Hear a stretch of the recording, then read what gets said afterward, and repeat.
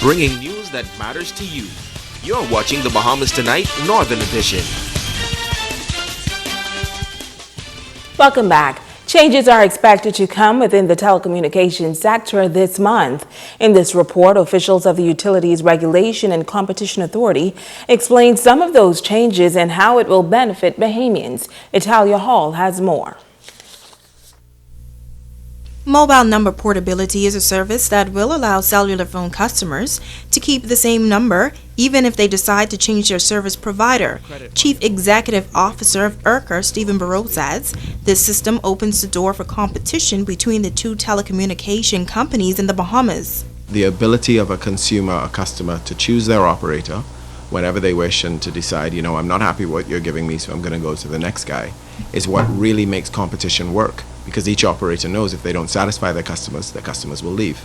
He explains one of the challenges that exists today. One of the biggest problems, though, in any market where, especially one as advanced as the Bahamas, where we've had mobile services for years, many people have had the number that they currently have for a decade or more, those people aren't going to switch if it means a new number. And fundamentally, therefore, we lose the ability to have real competition because nobody wants to switch. The alternative is there. If you want, you can have a second number, but that takes a very long time to actually become into common usage. And it also raises issues of cost. Not everybody wants to pay 2 mobile phone bills. Not everybody wants to pay cross-network charges. He says IRCA is currently testing the service, and it will be available on April 25th. Every single mobile operator, both mobile operators rather, in the country, have to train their staff to make sure that they understand it. One of the critical things to bear in mind, though, is that for mobile number portability, you don't have to go to your existing provider. You go to your new provider. So if you want new service, you're say a live customer, you want to switch to BTC tomorrow on the 25th, you walk into a BTC store on the 25th with your working Alive phone. The phone has to be able to send text messages. So there's obviously, if it's prepaid, you have to have some money on it. If it's a postpaid phone, it has to have not been barred. But Barreau says there will be some restrictions.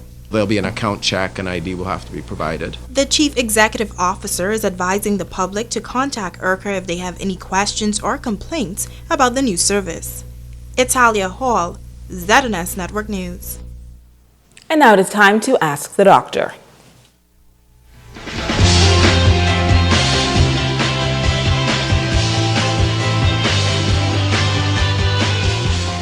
This is Ask the Doctor. Today I will shift the focus and discuss depression in women and how it affects them. There are some types that are unique to women, such as depression in pregnancy, postpartum depression, or depression associated with perimenopause or menopause. Major depression, however, is not uncommon, and it affects men, women, and even children.